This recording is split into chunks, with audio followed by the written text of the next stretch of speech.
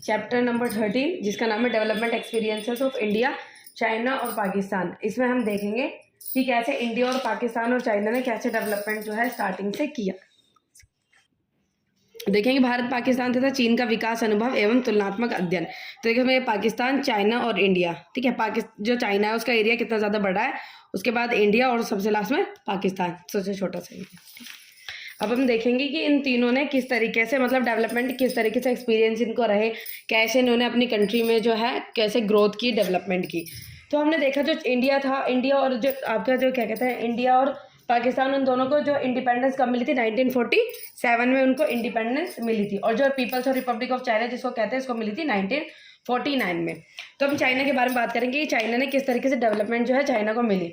तो चाइना को जो इंडिपेंडेंस मिली वो कब मिली थी, 1949 में चाइना को वो जो है इंडिपेंडेंस मिली। जो चाइना की ऑफिशियल लैंग्वेज है उसका नाम है मैंडेरिन। ये वन पार्टी वन रूल। हमने देखा होगा चाइना में किस तरीके का सिस्टम है, पॉलिटिकल पार्टी वहाँ पे कैसे इलेक्ट जो है की जाती है। जैसे हमारे इंडिया में अगर हम कंपेयर करें इंडिया और चाइना के बारे में, तो इंडिया में क्या है, मल्टीपल पार्टी सिस्टम, काफ़ी सारी पार्टी उसको चॉइस है। मतलब ये है कि भाई, और मतलब काफ़ी सारे नहीं लोगों को चॉइस है कि भाई इतने सारे लोग हैं इलेक्शन में खड़े रहते कि जिस मर्जी उसको चुनो। और काफ़ी सारे जो पॉलिटिकल पार्टीज है उनके पास भी मतलब ये है कि चॉइस है कि भाई वो भी इलेक्शन जो है उसमें आ सकते हैं, इलेक्शन लड़ सकते हैं। लेकिन चाइना में ऐसा नहीं है। चाइना में क्या है कि वन पार्टी वन रूल, इस तरीके का सिस्टम है। वहाँ पर अलग तरह कॉम्पिटेटिव पार्टीज नहीं होती, ठीक है। अब ये देखेंगे कि चाइना ने ऐसी कौन सी पॉलिसीज अपनाई जिससे कि चाइना जो है आज भाई एक नंबर 1 पे, जिसको हम कह सकते हैं कि मतलब काफ़ी अच्छा ग्रो कर रहा है, इंडस्ट्रीज काफ़ी सारी है, काफ़ी सारे इंपोर्ट एक्सपोर्ट में भी काफ़ी अच्छा जो नाम है। तो ऐसी कौन सी पॉलिसीज जो थी चाइना ने अपने कंट्री में अपनाई। तो major contribution by the Mao ideology. इसमें क्या हुआ था कि जब इंडिपेंडेंस के टाइम पे वहाँ पे तो मेजर कंट्रीब्यूशन किसका था, मायो की जो आइडियोलॉजी थी उसको अपनाया गया। जिसको कहते हैं मायो की आइडियोलॉजी क्या थी, कम्युनलिज्म, साम्यवाद की जो आइडियोलॉजी थी उन्होंने अपनाई। कम्युनलिज्म का, साम्यवाद का मतलब क्या होता है, ज़्यादातर चीज़ें गवर्नमेंट के हाथ में, प्राइवेटाइजेशन हट जाता है, ठीक है। सारी चीज़ें गवर्नमेंट ही है जो सारी चीज़ें देखेंगी कि भाई किस कंट्री से कैसा बिजनेस कर रहा है, कहाँ कितना ज़्यादा है चीज़ें बनाई जा रही है, सारी किसके ऊपर डिपेंड करता है, माया के ऊपर, गवर्नमेंट के ऊपर डिपेंड करता है। So major contribution by the Mao ideology and GLF। 1958 में क्या चीज़ अपनाई गई थी वहाँ पे कंट्री में, GLF मतलब ग्रेट लीप फॉरवर्ड कैंपेन जो है वहाँ पर चलाई गई थी इसमें चाइना में। वहाँ पे क्या हुआ, और चाइना में ज़्यादातर लोगों ने क्या था, इंडस्ट्री चलाई। जब लोगों ने क्या हुआ, पहले वहाँ पे क्या था चाइना में, जैसे थोड़ा बहुत कैपिटलिज्म था, कैपिटलिज्म से लोग कहाँ पर लेकर आए, कम्युनलिज्म से। कम्युनलिज्म से जब लोग लेकर आए तो हमने अभी प्रीवियस चैप्टर्स में ये चीज़ें पढ़ी थी, पॉलिटी में पढ़ी थी, मतलब पॉलिटी में जब हमने चीज़ें पढ़ी थी, जब कैपिटलिज्म से लोग कम्युनलिज्म की तरफ आए, मतलब कैपिटलिज्म पूंजीवाद से लोग साम्यवाद की तरफ जब लोग आए, तो कैपिटलिज्म में क्या होता था, ज़्यादातर चीज़ें प्राइवेट के हाथ में रहती थी, लेकिन इसमें फिर ज़्यादातर चीज़ें सरकार में, अंडर में, हाथ में होने लगी, ठीक है।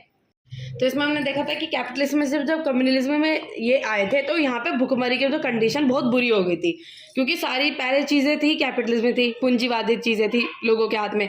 लेकिन जब एकदम से परिवर्तन आया, जब कैपिटलिज्म में जब मायो की सरकार आई, जब वहाँ पे मायो की आइडियोलॉजी आई और जब कम्युनलिज्म आया तो सारी चीज़ें एकदम से परिवर्तन होगी। और जब कोई इसी चीज़ में धीरे धीरे करो तो लोग उसमें एकदम आने की कोशिश करते हैं, लेकिन जब एकदम से परिवर्तन आ जाए चीज़ों में तो लोग एकदम से सेटल नहीं हो पाते और वहाँ पे कंडीशन बहुत बुरी हो गई, ठीक है।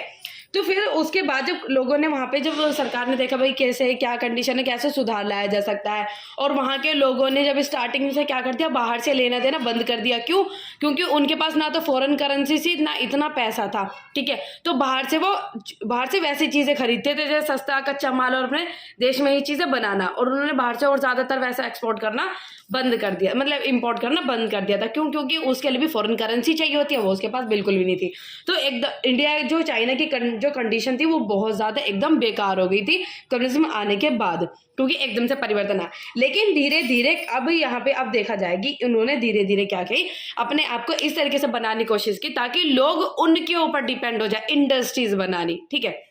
उन्होंने क्या किया, इंडस्ट्री सेटअप की, चाइना में इंडस्ट्री सेटअप की, जिससे क्या हुआ कि जब इंडस्ट्रीज उन्होंने सेटअप की तो वहाँ उनका क्या बढ़ गया, एक्सपोर्ट क्या हो गया, बढ़ गया। जो इंपोर्ट जो थोड़ा बहुत करते भी थे वो क्या हो गया, घट गया। और फिर जब एक्सपोर्ट बढ़ा तो इससे क्या कि जो फॉरेन करेंसी थी वो आनी शुरू हो गई, और उसी फॉरेन करेंसी को इन्होंने बाहर से चीज़ें इंपोर्ट करने में यूज़ किया। और इन्होंने क्या किया, इसी तरीके से इन्होंने आइडिया लिया और इंडस्ट्रीज को और सेटअप करते गए। जैसे अभी हमने देखा होगा इंडिया में अभी तो कुछ चीज़ें बंद हुई है, चाइना से चीज़ें आनी, लेकिन पहले क्या होता है, ज़्यादातर चीज़ें चाइनाज की होती थी, क्योंकि वहाँ की जो पॉपुलेशन है ज़्यादातर इंडस्ट्रीज़ में ही मतलब यह है कि ज़्यादातर लोग इंडस्ट्रीज़ में ही हैं और इंडस्ट्रीज़ में काफ़ी सारी चीज़ें बनाने में कोशिश करते हैं। तो इन्होंने बाहर की कंट्रीज़ के ऊपर डिपेंड होने की बजाय इन्होंने अपने आप को आत्मनिर्भर बनाया कि अपनी कंट्रीज़ में ये चीज़ें करेंगे कि जिससे हमारे कंट्री से चीज़ें मंगाई जाएगी। ठीक है, तो इंडस्ट्री सेटअप की। उसके बाद था great proletarian culture and revolution, जो कि हुआ था 1965 में। Mao attract youth and inspired them red army. अब ये था रेड आर्मी क्या होती है। रेड आर्मी वो थी जो कि सपोर्ट करती थी मायो को। जो पर्सन मायो को सपोर्ट करते थे उसको क्या कहते थे, रेड आर्मी। और इन्होंने क्या सोचा कि ज़्यादातर लोगों को यहाँ वहाँ एग्रीकल्चर में लगाने की बजाय इन्होंने जितनी भी यूथ पॉपुलेशन थी उसको यूथ पॉपुलेशन को ट्रेनिंग्स में सीखने के लिए चीज़ें लगाई, जैसे कि ना उनको बॉर्डर एरिया पे भेज देना कि वहाँ पे लड़ना कैसे, इस तरीके की एक्टिविटीज कराने की गई।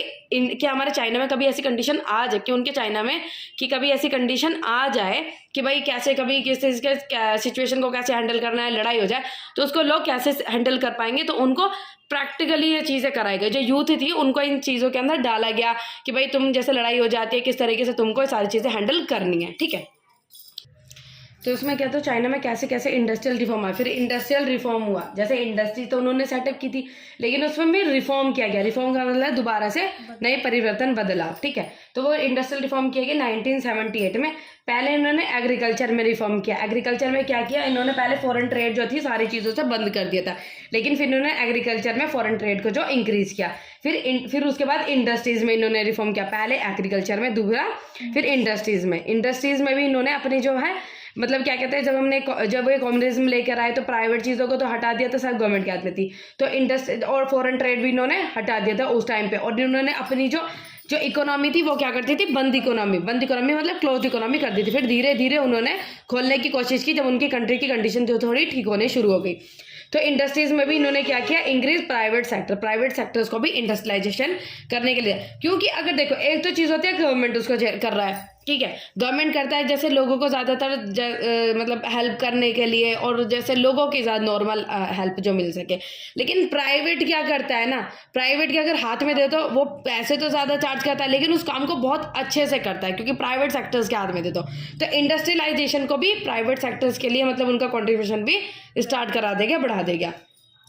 फिर चाइना में क्या था, ड्यूअल प्राइसिंग पॉलिसी। चाइना में ड्यूअल प्राइसिंग पॉलिसी जो उन्होंने चलाई, जैसे कुछ चीज़ें तो थी गवर्नमेंट, मतलब कुछ चीज़ों के प्राइस जो है वो गवर्नमेंट डिसाइड करेगी और कुछ चीज़ों के प्राइस जो है वो मार्केट जैसे कहते हैं डिमांड और सप्लाई डिसाइड करेगी। ठीक है, फिर आते हैं और एक कराते हैं इन्होंने स्पेशल इकोनॉमिक जोन, जो इसको कहा जाता है स्पेशल इकोनॉमिक जोन का वो बताया था। जैसे चाइना में कुछ इस तरीके का particular area special economic zone के नाम से बता दिया जाता था कि पूरी कंट्रीज में फॉरेन इन्वेस्टमेंट नहीं होगा, सिर्फ इस पर्टिकुलर एरिया में फॉरेन इन्वेस्टमेंट होगा, जिससे कि क्या हो जाएगा, फॉरेन इन्वेस्टमेंट भी हो जाए और पूरी कंट्रीज के ऊपर वो कंट्रोल भी ना कर पाए। ठीक है, क्योंकि ऐसा हो जाता है ना, जैसे कंट्रीज होता है पूरी कंट्रीज के ऊपर जैसे सारी चीज़ों को कर दे देती है, तो काफ़ी सारी जो बाहर की कंट्रीज है वो अपनी मार्केट बनाने की कोशिश करती है इस वजह से।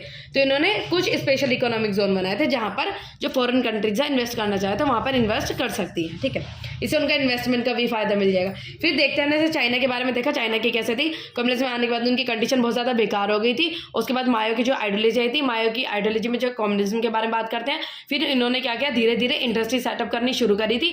इंडस्ट्री से पहले इन्होंने क्या करते, क्लोज्ड इकोनॉमी थी इनकी, क्लोज्ड इकोनॉमी थी, किसी से के साथ कोई तरीके का लेन देन नहीं करते थे, इंपोर्ट एक्सपोर्ट इनका था नहीं। फिर उन्होंने सोचा कि दूसरी कंट्रीज़ के ऊपर डिपेंड होने से अच्छा है अपनी पॉपुलेशन जो कंट्रीज़ की उसको इस्तेमाल किया जाए और अपनी जो जितनी भी चीज़ें हैं रॉ मटेरियल वगैरह इस्तेमाल करके अपनी ही कंट्रीज़ में चीज़ों को बनाया जाए। फिर उन्होंने जब चीज़ें बनाई तो बाहर एक्सपोर्ट करना शुरू किया। जब एक्सपोर्ट करना शुरू किया तो उनको फॉरेन इन्वेस्टमेंट आनी शुरू हुई। फॉरेन इन्वेस्टमेंट से उन्होंने बाहर से इंपोर्ट करना और फॉरेन को अब कैपिटल को अपना मतलब ये है कि ढांचा बनाया, उस चीज़ को रिजर्व कर रखना भी शुरू किया। ठीक है, ये हमने उसके कंडीशन देखी थी। फिर उन्होंने उसके अंदर इंडस्ट्रीज के अंदर भी और एग्रीकल्चर के अंदर भी रिफॉर्म लेकर आए। फिर उन्होंने सोचा धीरे धीरे क्यों ना इसमें प्राइवेटाइजेशन जो है वो लाया जाए। फिर जब प्राइवेटाइजेशन आया तो उनकी कंडीशन और भी ज़्यादा अच्छी होने लगी, और आज देखा जाएगा तो चाइना की कंडीशन बहुत ज़्यादा ठीक है, मतलब पॉपुलेशन को भी अच्छे खासा इस्तेमाल किया जाता है, और उनकी कंट्रीज में इंडस्ट्रीज में औद्योगिकीकरण में जिसको कहते हैं सेकेंडरी सेक्टर, उसमें काफ़ी ज़्यादा आगे है। ठीक है, फिर हमने देखा वो क्या कहते हैं पाकिस्तान के बारे में देखेंगे कि पाकिस्तान की कंडीशन जो है उसने भी कैसे डेवलप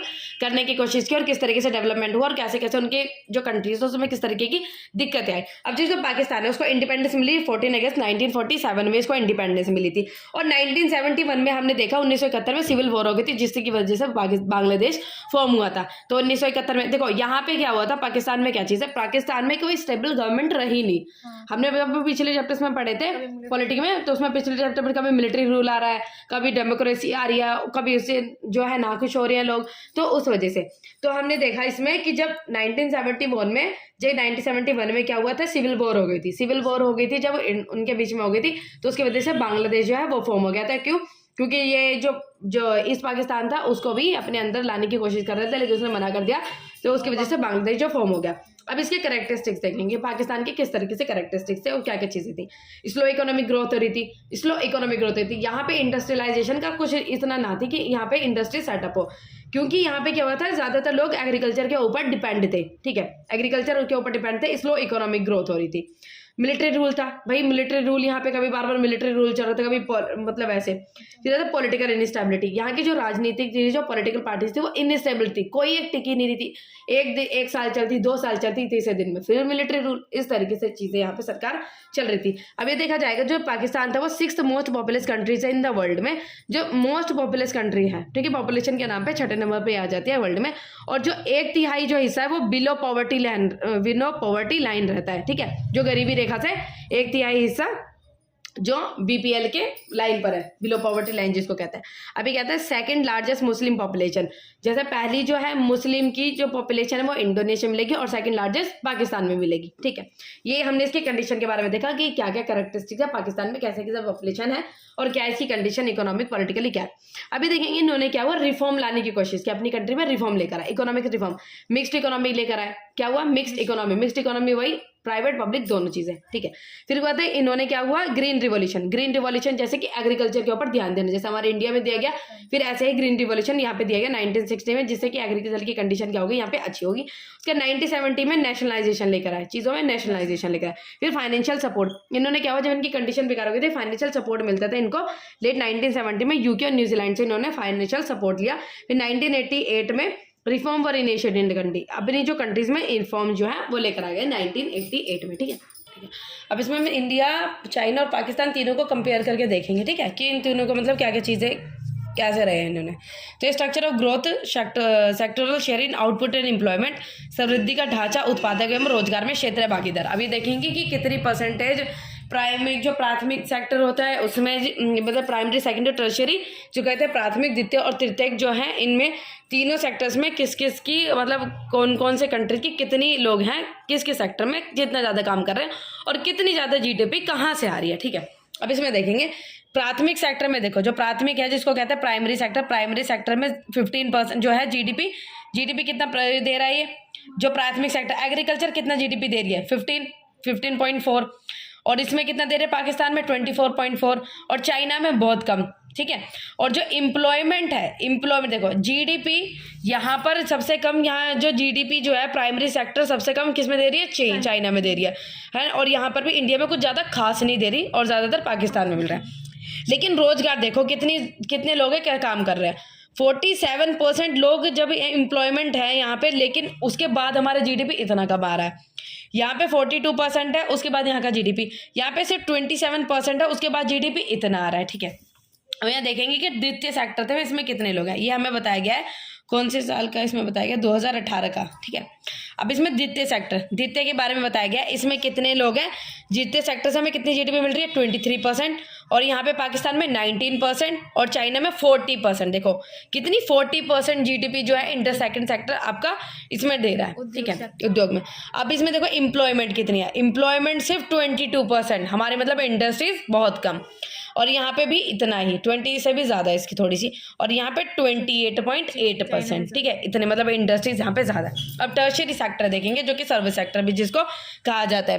टर्शियरी सेक्टर में देखा जाएगा इसमें जो जीडीपी है वो कितना, इसमें टर्शियरी सेक्टर जो वो कंट्रीब्यूट कर रहा है 61.5। देखो जो टर्शियरी सेक्टर था जिसमें एम्प्लॉयमेंट, देखो यहाँ पे देखो एम्प्लॉयमेंट 31%, लेकिन इसमें जीडीपी कितना दे रहा है 61.5।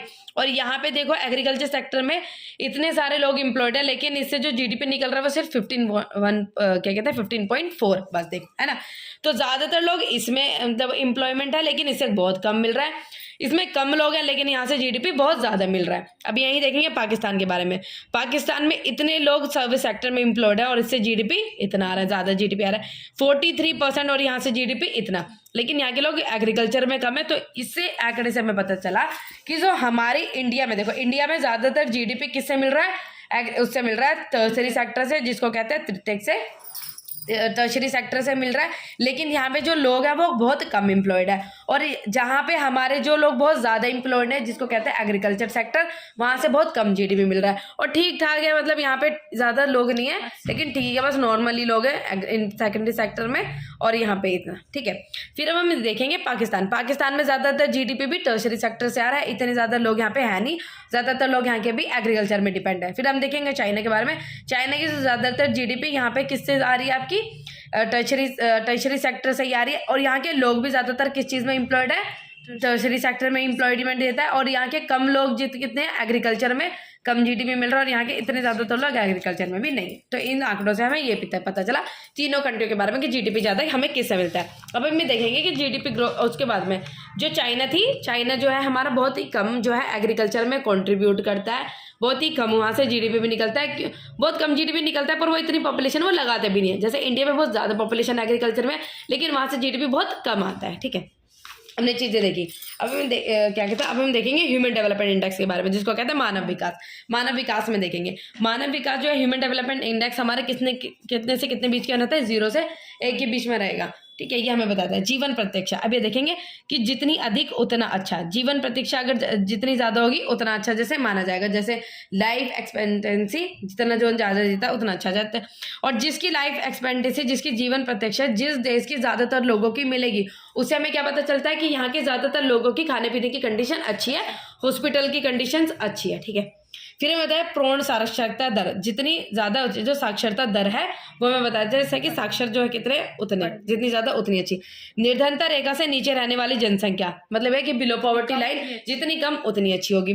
शिशु मृत्यु दर, ये भी जितना कम उतना अच्छा, इसको कहते हैं शिशु मृत्यु दर, जिसको इन्फेंट मोर्टेलिटी रेट जिसको कहा जाता है। मातृ मृत्यु दर, जितनी कम उतना अच्छा, मातृ मृत्यु दर जिसमें कहा जाता है। फिर आता है आपका स्वच्छ जल पानी वाली जनसंख्या प्रतिशत, जितना अधिक उतना अच्छा। कुपोषित जनसंख्या का प्रतिशत जितना कम उतना अच्छा। बेहतर सफाई, जितना अधिक उतना अच्छा। और उसके बाद बाकी आ जाते हैं, फिर डॉलर्स वाले आ जाते हैं।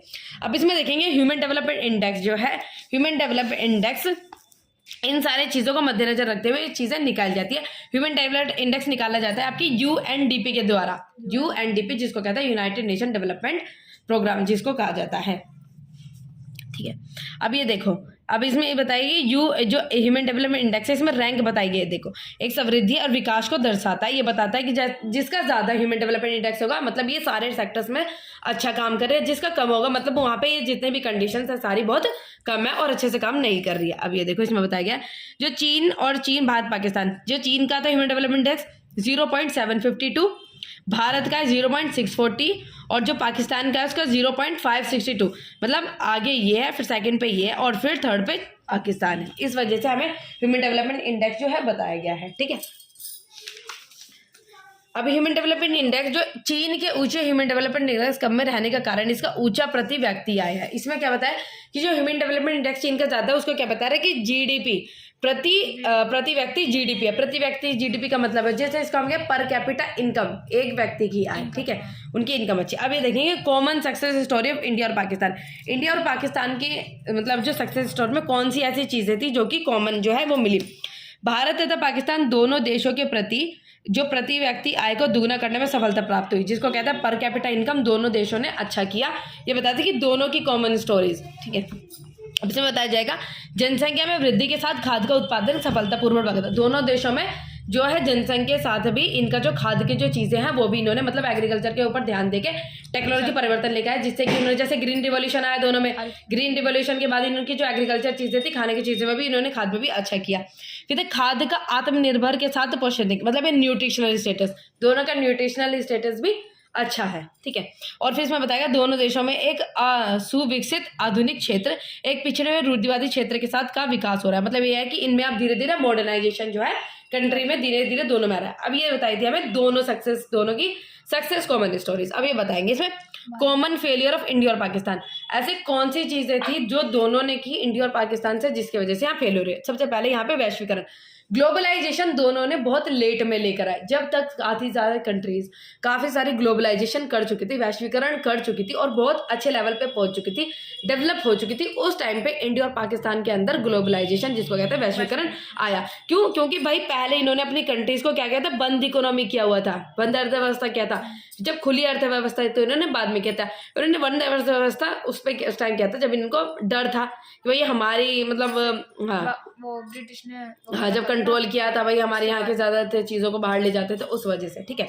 तो लेट में लेकर आई थी। टैक्स इवेजन, ज्यादातर लोगों के यहाँ पे टैक्स और इवेजन है और करप्शन बहुत ज्यादा है, दोनों कंट्रीज में ये चीजें कॉमन है। जैसे कि भाई टैक्सेस के नाम पे चोरी हो जाती है, टैक्स होता है तो भाई अपने टैक्सेस को छिपाने की वजह से वो अपनी इनकम को दूसरों की इनकम बताते हैं, प्रॉपर्टीज खरीद लेते हैं, इन सब चीजों से, ठीक है। टैक्स इवेजन किया जाता है यहाँ पे। फिर फिजिकल मैनेजमेंट, फिजिकल मैनेजमेंट जो यहाँ के फिजिकल डेफिसिट देखा जाता है। यहाँ पर क्या है इंडिया में फिजिकल डेफिसिट, यहाँ का एक्सपेंडिचर ज्यादा है उसके रिवेन्यू से, ठीक है। एक्सपेंडिचर ज्यादा है यहाँ के रिवेन्यू से। और क्या दिखा, कर राजस्व का बहुत बड़ा भाग प्रतिरक्षा के खर्चों तथा आंतरिक क्षणों पर, जैसे अब ये कहीं से बोरो करते हैं, जितने इसके पास इनकम आती है ज्यादातर ये ब्याज देने में ही चला जाता है। जैसे लोन लिया होता है उसके ऊपर जो जैसे लोन ब्याज वगैरह देने में ही ज्यादातर चीजें इनकी चली जाती है। जैसे डेब्ट में फंसे होते हैं, लोन पे लोन, उसके बाद उनको जब रिकवर करते हैं तो जितनी रेवेन्यू आता है ज्यादातर उसके रिवेन्यू को जो लोन के जो क्या कहते हैं पेमेंट में ही चला जाता है, ठीक है।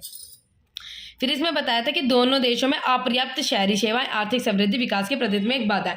अपर्याप्त शहरी सेवा जिसको पानी बिजली यातायात में दोनों में ही पिछड़ापन है। अब इसमें देखा जाएगा इन दोनों देशों के राजनेताओं द्वारा अभी तक देश को ईमानदार तथा सर्वविध नेतृत्व प्रदान नहीं किया गया। ये सब चीज के ऑनेस्ट और नेबल लीडर्स यहाँ पर नहीं आए दोनों देशों में। अब ये देखा जाएगा प्लानिंग। अब इसमें देखा गया योजनाओं के निर्माण तथा इसके कार्यान्वयन में जो बड़ा अंतर पाया जाता है विकास की प्रक्रिया में, यह एक गंभीर जिसको कहते हैं प्लानिंग और इम्प्लीमेंट। जैसे प्लानिंग कर दी उसके बाद इम्प्लीमेंट इसको नहीं किया जा रहा है। प्लानिंग तो कर लेते हैं अच्छी खासी, लेकिन उसको इम्प्लीमेंट कैसे किया जाए और कब किया जाए वो नहीं होता है। अब ये दिखाएंगे इसमें areas where India has an edge over Pakistan, जिन क्षेत्रों में भारत पाकिस्तान से आगे। कौन कौन से ऐसे क्षेत्र हैं जिसमें पाकिस्तान मतलब इंडिया जो पाकिस्तान से आते हैं? दक्ष मानव शक्ति तथा अनुसंधान और एवं विश्व संस्थाएं पाकिस्तान की तुलना में बहुत अधिक, जैसे कि भारत की दक्ष मानव शक्ति, उसमें क्या है जो भारत है वो पाकिस्तान से ज्यादा आगे है। भारत में मानवीय पूंजी निर्माण, जो मानवीय पूंजी है जिसको बाजार सहयोगी आर्थिक नीतियों के साथ जो भारत है वो पाकिस्तान से आगे इसमें देखा जाता है। और जो क्या कहते हैं स्वास्थ्य दर में भी जो भारत है वो पाकिस्तान से अच्छा है। एजुकेशन लेवल पे भी देखा जाए तो वो अच्छा है, और सेक्युलरिज्म में भी देखा जाए तो अच्छा है, ठीक है। सेक्युलरिज्म में क्या कि हमारी कंट्री जो है वो सेक्युलर है, सारे धर्मों को प्रमोट करते हैं, उसमें भी देखा जाए तो भारत जो है पाकिस्तान से अच्छा है। और उसके बाद जो मोर्टेलिटी रेट, जैसे इन्फेंट मोर्टेलिटी रेट जिसको बच्चे की शिशु मृत्यु दर है, उसमें भी हमारी कंडीशन है जो है उससे सुधर रही है, ठीक है। और फीमेल की लिटरेसी क्या कहते हैं लेवल भी पाकिस्तान से हमारे इंडिया में अच्छा है। वहाँ पे मतलब इतना प्रमोट नहीं, लेकिन हमारे यहाँ पे अब जो है धीरे धीरे वो काफी ज्यादा बढ़ रहा है, मॉडर्नाइजेशन भी हो रहा है। अब कौन सी ऐसी चीजें जहाँ पे पाकिस्तान इंडिया से आगे है, ठीक है। अब इसमें देखा जाए भले ही जब पाकिस्तान में निवेश की दर भारत की तुलना से कम है, देखो निवेश किया जाता है, निवेश क्या उसमें क्या हो जाता है उसकी दर कम है, लेकिन तो भी निवेश की कुशलता अधिक रही है। यहाँ पे मतलब ये है कि इसकी जो प्रति इकाई पूंजी है उसको मतलब दर तो कम है, लेकिन इसमें भी थोड़ा बहुत ये कर रहे हैं। अब इसमें देखा जाए स्वच्छ जल सुविधाओं के क्षेत्र में भी जो पाकिस्तान है बेहतर परिणाम दिया, लेकिन ये नहीं कहा आगे। चलो ठीक है, तो ये चैप्टर कंप्लीट।